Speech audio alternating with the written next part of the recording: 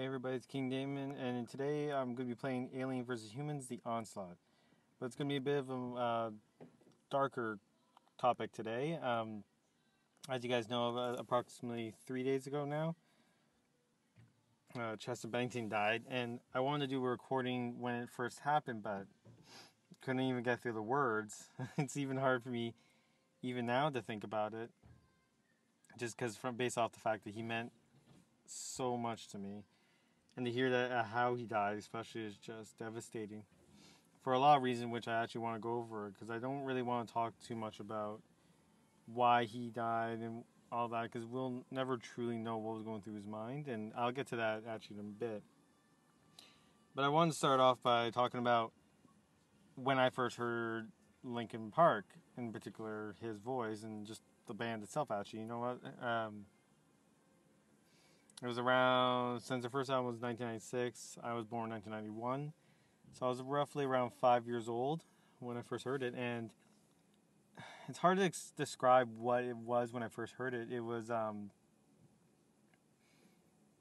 kind of like, and I've never heard it the same way again. Not saying because of the fact that the music didn't mean that much back then. It's just more of, I've gotten used to it, right? It's diluted a little bit more. But in that first moment I heard him, I had heard many songs before that, but it was as if I was seeing colors and stuff in my head, and it was just, and I know it sounds like I was tripping or something like that, but it's the best way I can describe it because it was so great and so beautiful to listen to that I loved it, and since then I love them all the time, and that was never really a problem until I hit around high school. Now, in high school, I was literally the only one. And actually, before real quick, I wanted to show this. I actually made a character for him in this game. I think I'm just going to use him for this one video and just have him stay in the base, just because I don't want him to die. But I thank God I remembered to actually give him guns this time. And the first time I attempted to record, I had just basically had him with his hands at his side. And it's not a good idea to have in this game. Anyway, so when I got to high school, I was the only person who liked Linkin Park, and for some reason, and I've seen interviews of like even Mike Shinoda not really understanding this and stuff, and it's like it's popular to hate them, and then it never made sense even to me. And even though I got bullied for a lot of things in high school, like a lot. But this was just one of the reasons for it, and honestly, if I wasn't too mistrusting of people, they probably would have stolen my album and broke it just because I was listening to Linkin Park. It was so stupid, and that's why I have no problem not talking to anyone from that high school ever again. But I never understood it. I never understood the hate, and quite frankly, I didn't care. I was going to listen to Linkin Park because they meant so much to me, even then. Because like I said, like, it was the first band that I think I really just loved to death. And so I continued to listen. And the things that Linkin Park has helped me get through my life, like whenever kids are being a dick to me or bullying me, I just literally zoned them out, pulled on Linkin Park, and just blared the music in my ears. I didn't let anyone and it helped. It really, considering the crap I went through with kids, it really did help me just to zone them out, basically.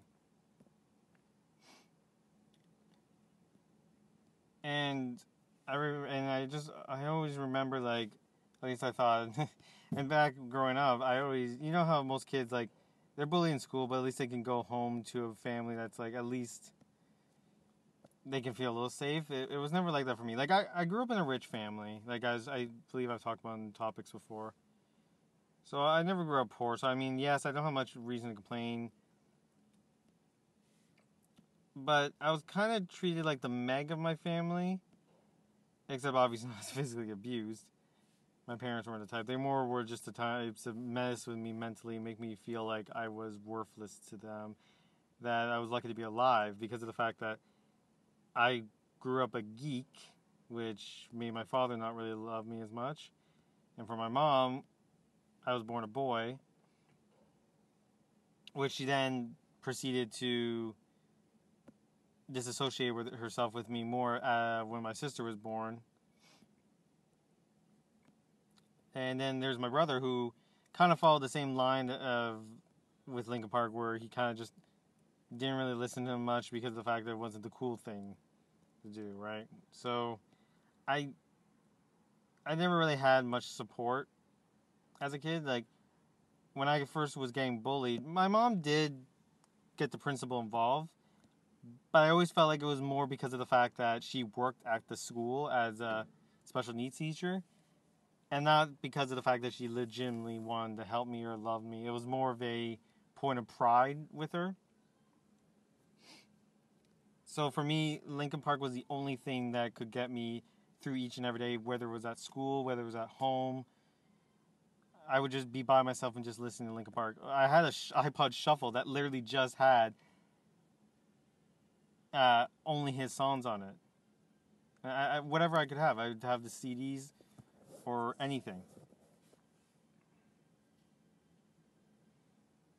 And I just remembered always thinking that like at least I got them. At least it was kind of like I had someone there for me. And then as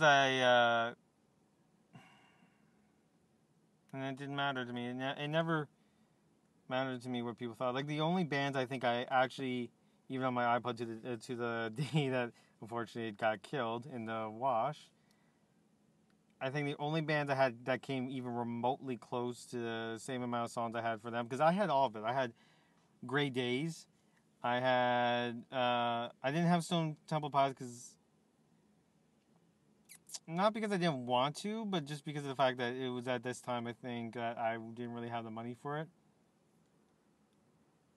And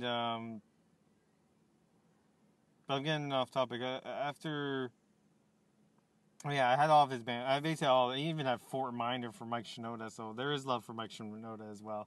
I had Fort Minor and everything. But anyway, back to like the high school.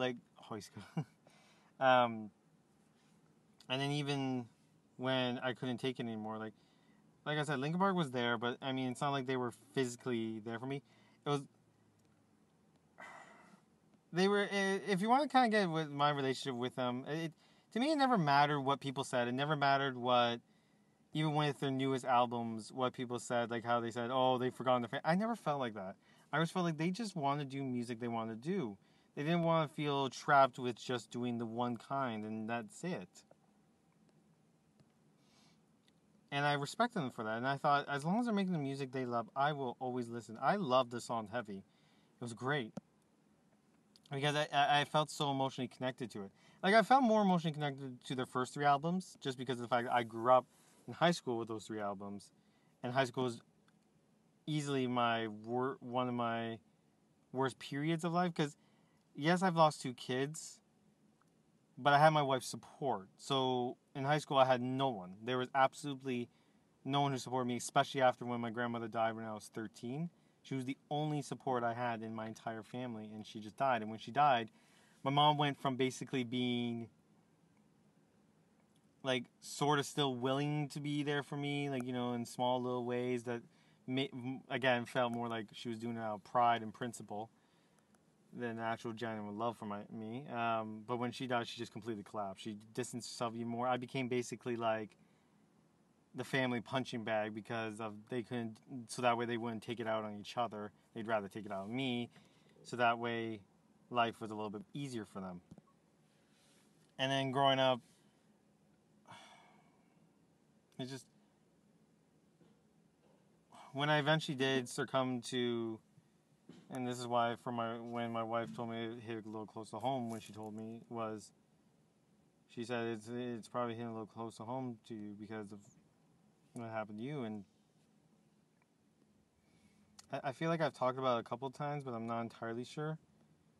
But either way, like, the night I tried to kill myself by downing a bunch of my dad's pills, I I remember that it was just Linkin Park. That's all I listened to for, God, it felt like hours.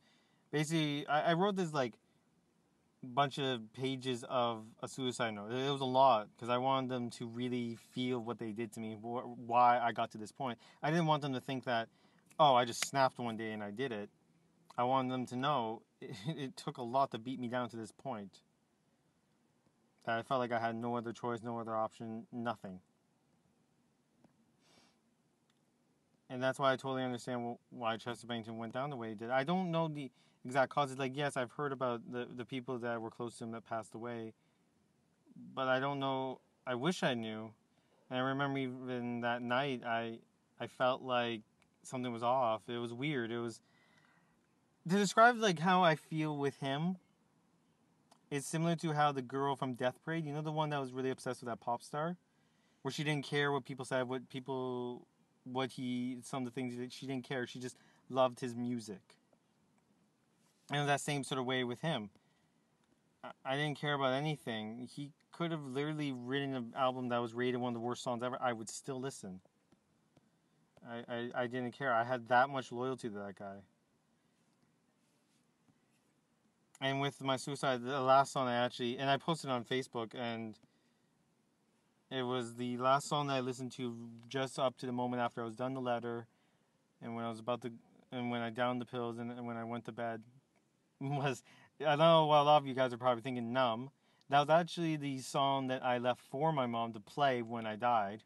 I left it on the iPod, and I left it a little note on it, and to say, play me. She did after a while, but during the hospital time, or during that time, it was leave out all the rest. And that song for me at the time was the most appropriate thing I could think of to listen. And it was perfect. It was the finishing song that I listened to, and I'm just like, it's the perfect song to end it on. And I remember waking up feeling disappointed because of the fact that all I had, instead of a mom who was scared to death, was a mom who basically looked at me like, how the fuck could you do this to me? She thought it was a joke. She didn't know what I did. She just saw me laying in the bed because I had left the suicide. I didn't leave the suicide note for her. I left it with the one person who was, I guess you could call sort of a friend. Wasn't really much of one. I stopped talking to her. But anyway, I left her the note, so she brought it to my house. My mom woke me up and said, how could you embarrass me like this? How could you do this to me? I cannot fucking believe this. That was her reaction to me leaving that kind of note. I actually left in the middle of the night. It was like early. It must have been like 2 or 3. I don't even remember. But I walked all the way. It was like a good 20-minute walk. Walked back. No one noticed me. My parents even noticed I was out of the house. They could sometimes never even notice when I was gone. And I left a note and then just decided to do it. You know? I downed a bunch of pills and that was it. But when I woke up, it was just like such a disappointment. I was like, it didn't work. I was like, as if I'm still here, fuck. And I knew the repercussions. So my mom, as punishment, brought me to school. It was summertime. So she brought me to school because she had to do a few things. And she's like, you're going to suffer. And she lectured me the whole ride there. It was a good, felt like forever. And I felt nauseous. I told her, Mom, I don't feel good. And she's like, I don't fucking care. You're not doing it. And then she basically...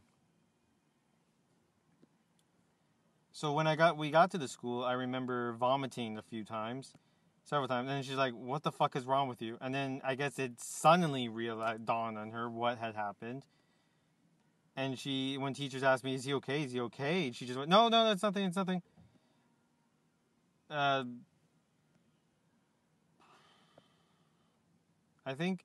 can't remember if I was in the principal's office. Because I think she just thought I was nauseous and dizzy, and then that's when I told her what I did, and that's when she rushed me to the hospital. I mean, the principal got involved. She couldn't hide the fact, right? I remember teachers always blamed possibility of the kind of music I listened to was the cause of it. Fuck them. What do they fucking know? If anything, the music was helping me deal with it.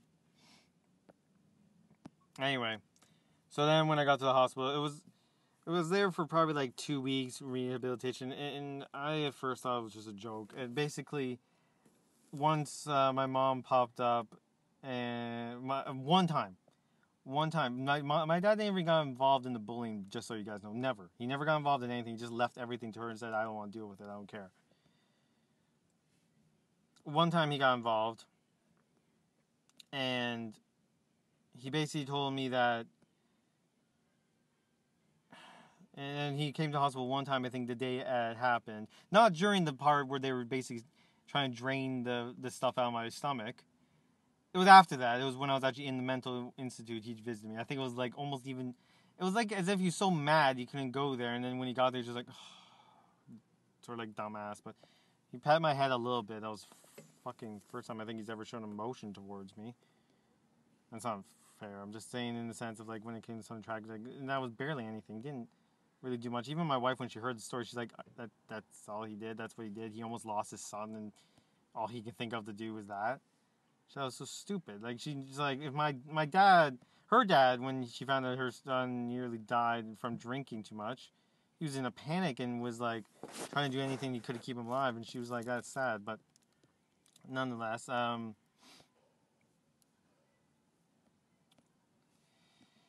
so yeah, there was a time I remember that a therapist was trying to talk to me and my mom about the situation after I'd been there for like a week, and they were doing blood tests on me to make sure my blood and everything was good. They did it in the middle of the night, by the way. That is fucking creepy. Have you ever been woken up at 2 in the morning just for someone to say, shh, we're just here to get the blood sample, and they just... fucking freaky. But nothing helped because of the fact they didn't really... I'm not trying to be mean to those doctors. I get it. They deal with a lot of crap. And they deal with a lot of teens that commit suicide for weird reasons, sometimes stupid reasons, sometimes just... They deal with it so often, they're almost like numb to it, I'm sure, at a point. Yeah, I did it. I'm going to continue talking nonetheless. Anyway, but there was a time when we talked with a therapist, me and my mom, and she was sat us down, and then they want to, and I'm doing finger quotes, to talk, in the sense that it went from basically trying to be okay, let's figure out what went wrong, to very much that my mom just kept blaming me. I don't know what's wrong with him. He's messed up. We try and do everything for him. And I basically just remember at a point I just got up and said, so you guys don't need me here, I'm just going to go. And I buzzed to be let back into the actual ward because it was like a office just outside the ward for the talking. And I just remember the look on their faces, and I was just like, I don't freaking care because you're clearly not here for me. You're clearly here just to clear your conscience and make you feel like I'm not a bad mom. I'm just like, I remember telling the doctors, that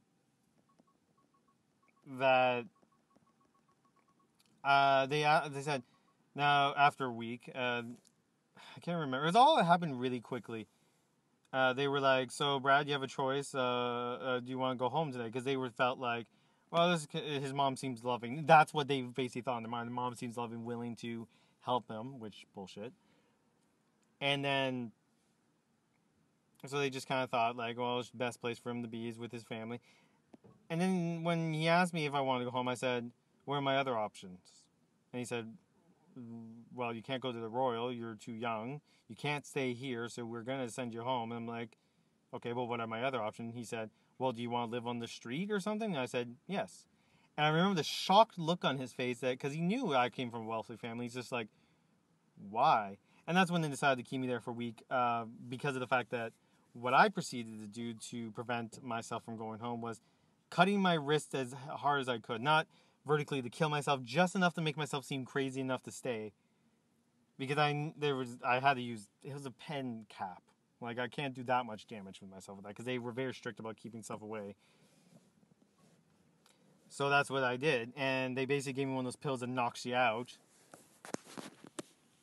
Because I remember the nurse came, she was nice, I'll admit that. She's like, so it's either the pill, or I have to inject you, and I was afraid of needles, and I was getting tired of them constantly taking out my blood, so I'm like, yeah, I'm just going to take the pill.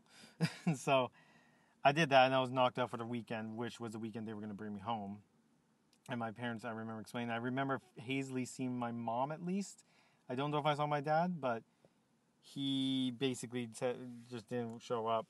I can't remember if I was actually even allowed to have Linkin Park. I think at a certain point, once I proved I was not a threat or whatever, they allowed me to have my music. And I remember again listening to mostly Linkin Park, and I just remember the fact that it was a week later that they sent me back because after a while I just gave up. I decided, I'm just gonna fake this, and I did, and I convinced them, and they got me out after a while. And I went with my parents, and my parents actually, again, finger quote, tried to make things normal by doing game nights and all that. If I even slightly caused them any sort of tension, they just lost it. I'm not even kidding. Like if I just acted a little moody, a little just like I just don't want to do anything, they got pissed off at me.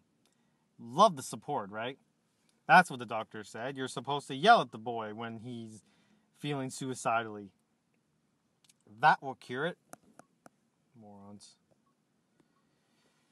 And I know there's parents out there who are probably saying, well, they tried, but fuck off.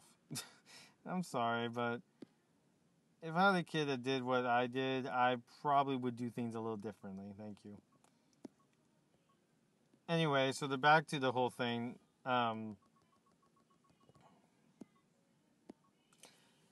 So after a while, I basically then proceeded to. It was a bunch of the crap, and like I said, I don't want to drag on with this too long. It was a bunch of crap that led to ultimately them basically feeling like they wanted to give up on me and me planning to commit suicide. I was gonna ride it out until I got to college and then just commit suicide at college because I figured that was the best way for me to succeed without any interruptions, and that way, if I woke up, I could just try again. So I thought, best solution.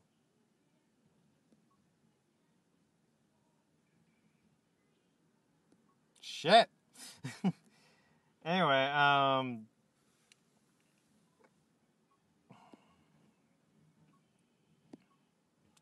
sec. Build facilities. Here we go. Anyway,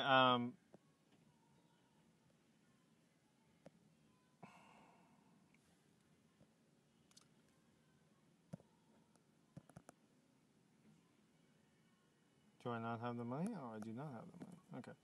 Anyway, so it was not until I think I met. It wasn't. Well, not think. I was. So my mom eventually got me to go to the same school as my wife. Sorry, I'm having a blank moment. Until I got to my wife, that I started to try and care a bit more. And again, I remember my mom was doing some crazy shit still, and it was because of that fact that she didn't want me to be with my wife, the one person who finally made me happy. And surprisingly enough, also like Linkin Park, which was a really big plus. That I started to feel great, and eventually, as you guys, I think I've talked about, I ran away. Not the most dignified way. I left my phone, left some cash, and my dad was like, "Oh, you owe me, you owe me." So I just said, "Fuck it, take all my money, take everything I have. I don't want anything from you guys. I'm gone." And then eventually came back to me meeting him again because my wife and her dad was like, "Okay, I think you should try." She seems honestly sad, which I got because they didn't know the whole story. Even though I gave them a lot, I told them a lot of stuff. I also told them like,